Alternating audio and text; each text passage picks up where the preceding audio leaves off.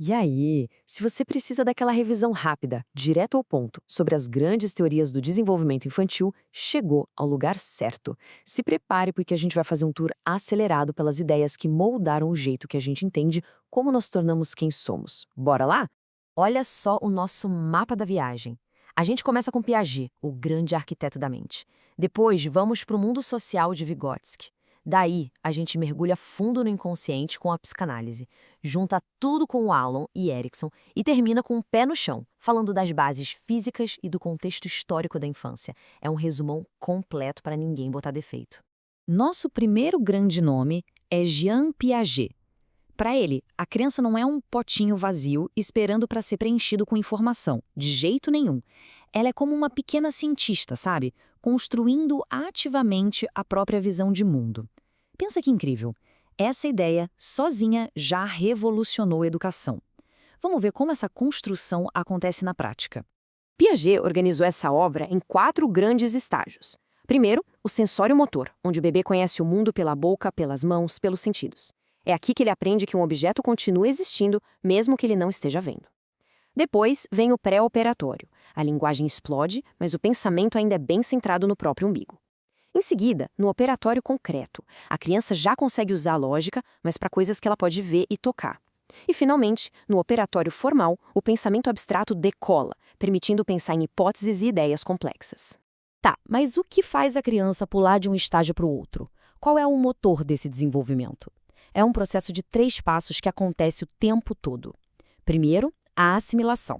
A gente tenta encaixar uma experiência nova naquilo que já sabe. Se não encaixa, vem a acomodação. A gente ajusta nossas caixinhas mentais para essa nova informação. E a equilibração? É essa busca constante por um novo equilíbrio. É o motor que nos empurra para frente, nos fazendo aprender sempre. Ok, agora a gente vai mudar a lente. Se com Piaget o foco era no indivíduo, na construção interna, com Lev Vygotsky a gente olha para fora, pro poder do mundo social.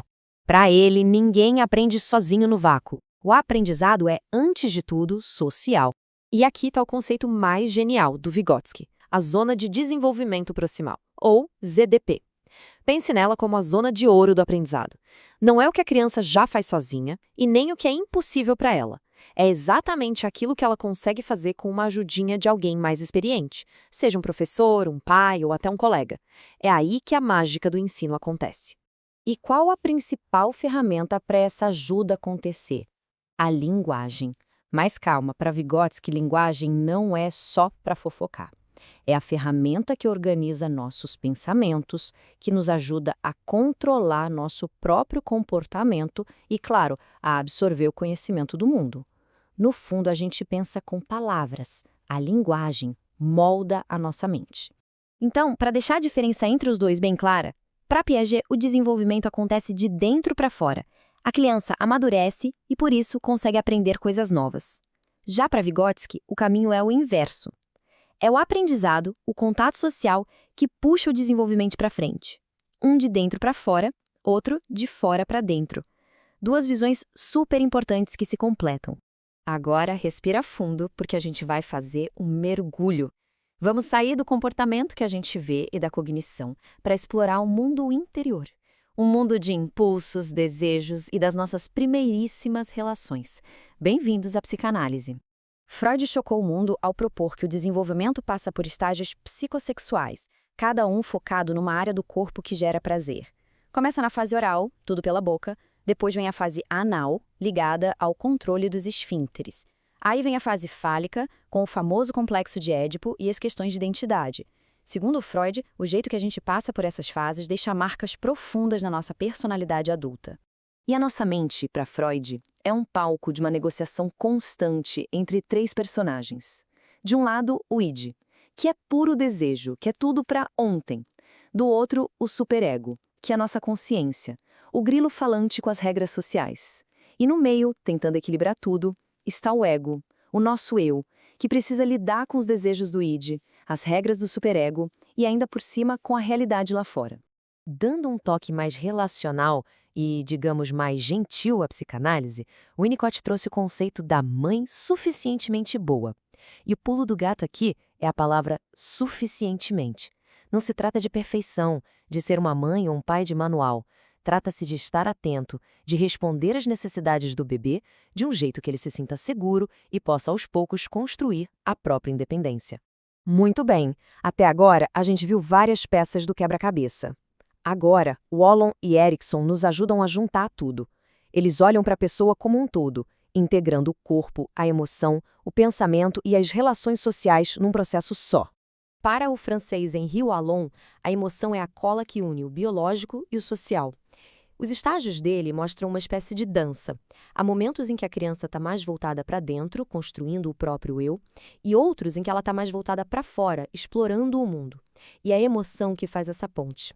Já Erik Erikson expandiu o nosso horizonte de um jeito incrível. Para ele, o desenvolvimento não para na adolescência, não. Dura a vida inteira. Ele propôs 8 estágios, e cada um tem uma crise ou um desafio central. Por exemplo, quando bebê, a crise é entre confiar ou desconfiar do mundo. Na infância, entre ter autonomia ou sentir vergonha. Superar bem cada desafio nos dá uma nova força para seguir em frente. É uma jornada contínua.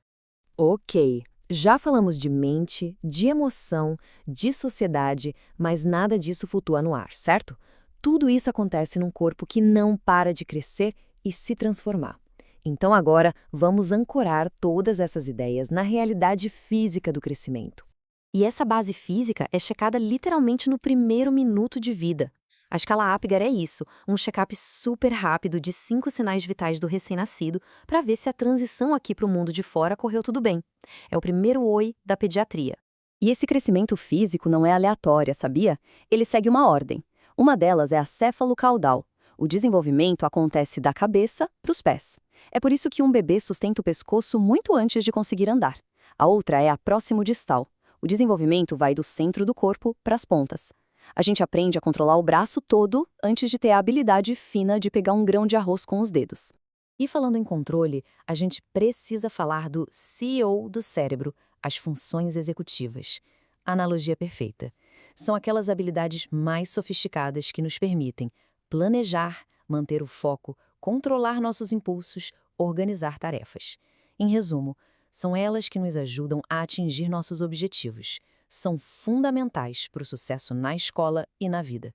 Para a nossa última parada, vamos dar um passo bem para trás e olhar a foto inteira.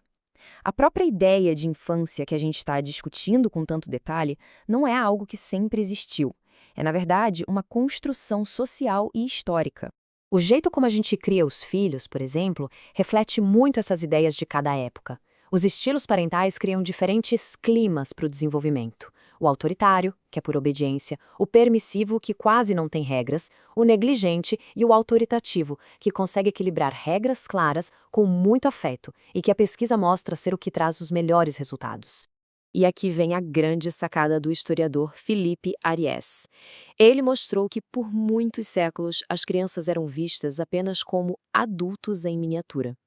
A noção de que a infância é uma fase especial da vida, com necessidades e um jeito de ser próprios, é uma invenção bem recente.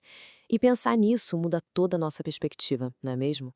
E para fechar nosso tour, fica uma pergunta para levar para casa. Ao olhar para trás, para a própria história, qual dessas teorias parece fazer mais sentido? Qual delas parece explicar melhor a jornada que trouxe cada um até aqui? Piaget, Vygotsky, Freud, ou talvez um pouquinho de cada uma. É um ótimo exercício. Sucesso nos estudos e até a próxima!